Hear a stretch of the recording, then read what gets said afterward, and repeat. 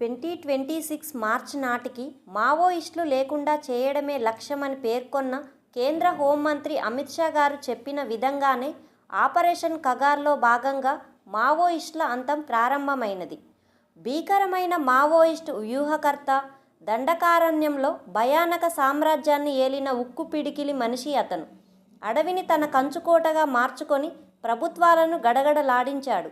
దశాబ్దాలుగా పోలీసులకు నిద్రలేని రాత్రులను మిగిల్చిన most wanted Maoist Madvi Hidma alias Hidmanna అతని కథ ముగిసింది. విప్లవం వర్ధిల్లాలి అంటూ ఛత్తీస్గఢ్ దండకారణ్యం నుంచి ప్రయాణం మొదలుపెట్టిన అతని జీవితం మారేడుమిల్లి అడవుల్లో మెరుపుదాడిలో నేలకొరిగింది. అల్లూరి సీతారామరాజు జిల్లా మారేడుమిల్లికి 5 కిలోమీటర్ల దూరంలోని నెల్లూరు గ్రామ అటవీ ప్రాంతంలో నవంబర్ 18, 2025న మంగళవారం ఉదయం 6:30 గంటల మధ్య ఎదురుకాల్పులు జరిగాయి. అరగంట పాటు తుపాకుల మోత మోగింది. ఈ ఘటనలో మొత్తం 6 మావోయిస్టులు మృతి చెందగా మరో 19 మంది తప్పించుకున్నారు.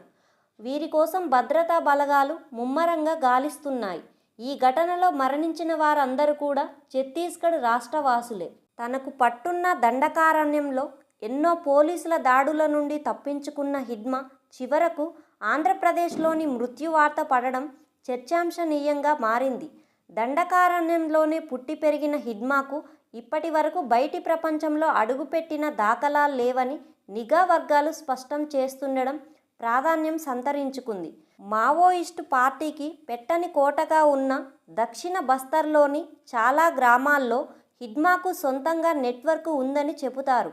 హిడ్మా స్థానికుడు కావడంతో గుత్తికోయల గూడెల ప్రజలు అతడిని బాగా ఆదరిస్తూ వచ్చారు. అలా దండకారణ్యంలో హిడ్మాను పట్టుకోవడం, అటు నుంచి కనీసం అతడి కదలికలు తెలుసుకోవడం కూడా పోలీసు బలగాలకు సవాలుగా మారింది. అయితే ఆపరేషన్ కగార్ విస్తృతం కావడంతో పరిస్థితి తలక్రిందులైంది. ప్రతి 4 కిలోమీటర్లకొక సిఆర్పిఎఫ్ క్యాంపులు ఏర్పాటు చేస్తూ దండకారణ్యంలో పోలీసులు పట్టు పెంచుకున్నారు. హిడ్మా స్వగ్రామంలోనూ క్యాంపు ఏర్పాటు చేసి తమ ఆధిపత్యాన్ని ప్రదర్శించారు. తమకు కేంద్ర స్థానంగా భావించిన అబూజ్మడ్లో అగ్రనేత ఆసన్న 200 మందికి పైగా కేడర్తో లొంగిపోవడం, మరో అగ్రనేత అభయ్ 70 మందితో కలిసి ఉద్యమం వీడడంతో నేషనల్ పార్కు ప్రాంతం ఖాళీ కావడం లాంటి పరిమాణాలతో హిడ్మా ఉక్కిరిబిక్కిరైనట్లు తెలుస్తుంది. ఈ నేపథ్యంలోనే ఇన్నాళ్ళు దక్షిణ బస్తర్లోని కర్రెగుట్టలను స్థావరంగా చేసుకొని పోలీసులకు కంటపడకుండా ఉన్న అతను ఇక తప్పదనే పరిస్థితుల్లోనే దండకారణ్యం దాటి తొలిసారిగా బయటికి వచ్చినట్లు తెలుస్తుంది. ఒడిషా, ఆంధ్రప్రదేశ్ ట్రై జంక్షన్లోని పీఓబీని దాటి ఏపీలోకి అడుగుపెట్టినట్లు తెలుస్తుంది. తెలుగు రాష్ట్రాల నిఘా వర్గాలను తక్కువగా అంచనా వేసినందునే హిడ్మా మృత్యుకు చిక్కినట్లయిందని అభిప్రాయం వ్యక్తమవుతుంది.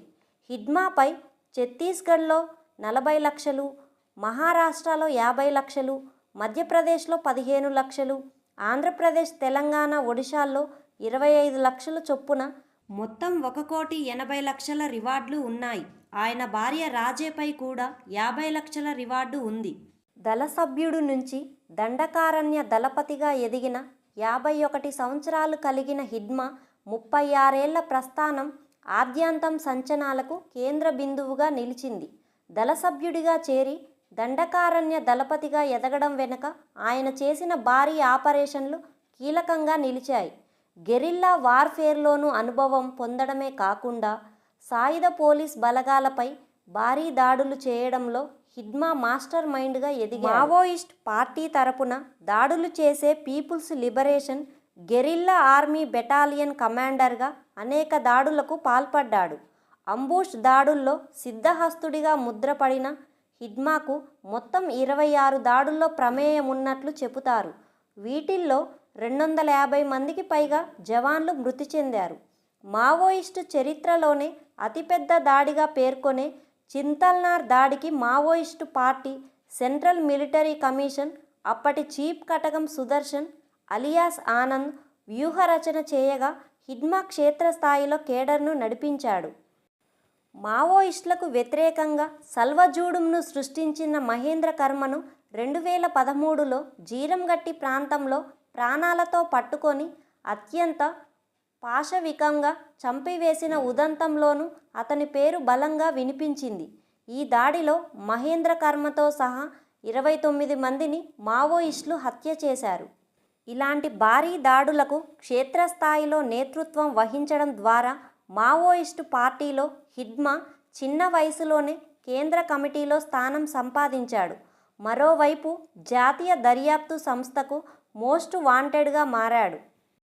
హిడ్మా నేతృత్వంలో జరిగిన ముఖ్యమైన దాడుల్లో 2007లో సిఆర్పిఎఫ్ రాణిబొద్ది క్యాంపుపై దాడిలో 16 మంది సిఆర్పిఎఫ్ జవాన్లతో పాటు 39 మంది ఎస్పీఓలు మృతి చెందారు.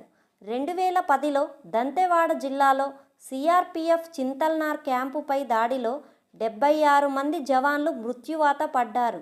2013లో జీరంలోయలో ఊచకోతలో కాంగ్రెస్ నాయకులు నందకుమార్ పటేల్, మహేంద్ర కర్మ, విద్యాచరణ్ శుక్లాతో సహా 29 మంది హత్య చేయబడ్డారు.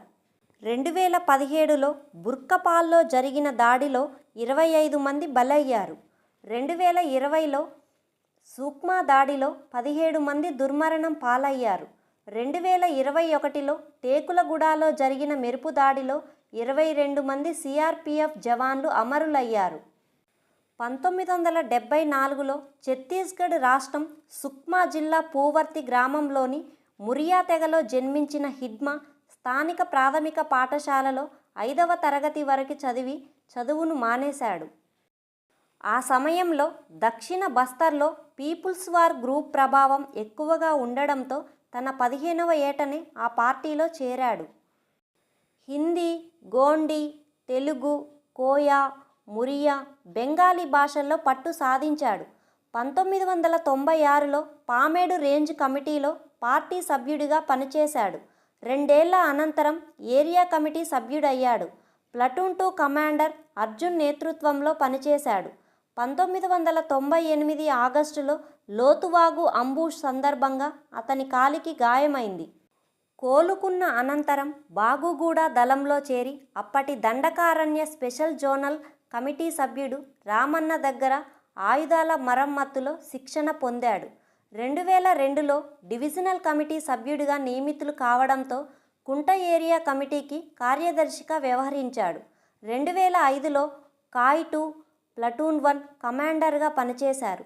2007లో కాయ్ 3 ఏర్పాటు కావడంతో దానికి కమాండర్గా నియమితులయ్యారు. 2009లో people's liberation guerrilla army battalion కమాండర్గా ఎదిగి చాలా కాలం పనిచేశారు. 2014లో డీకేఎస్జెడ్సీ సభ్యుడిగా నియమితులయ్యారు. ప్రస్తుతం డీకేఎస్జెడ్సీ కార్యదర్శిగా ఉంటూ ఎన్కౌంటర్లో మృతి చెందాడు. మావోయిస్టు పార్టీలో హిడ్మా క్రమశిక్షణతో కలిగిన జీవనాన్ని గడిపినట్లు చెబుతారు. రోజు తెల్లవారుజామున 4 గంటలకే నిద్రలేచి బెటాలియన్తో పరేడు నిర్వహించిన అనంతరం తన దినచర్యను ప్రారంభించేవాడు. మధుమేహంతో బాధపడుతున్న హిడ్మా రొట్టెలు ఎక్కువగా తినేవారని, మాంసప్రియుడని చెబుతారు. దక్షిణ బస్తర్లో అతనికి పట్టు ఉండడంతో చాలాసార్లు పోలీసుల దాడుల నుంచి తప్పించుకున్నాడు.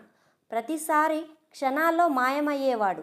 ఆటోమేటిక్ రైఫిల్స్, ఐఈడీ సాంకేతికతతో నైపుణ్యం కలిగిన హిడ్మా రాత్రిపూట పర్వత ప్రాంతాల్లో స్టెల్త్ దాడుల్లో ప్రావీణ్యం కలిగినట్లు చెబుతారు. ఈ కారణంగానే పలు సిఆర్పిఎఫ్ క్యాంపులపై అర్ధరాత్రి దాటాక దాడులు నిర్వహించేవాడు. ఈ వీడియో ఇన్ఫర్మేటివ్గా అనిపిస్తే please like, share and subscribe. Thank you for watching.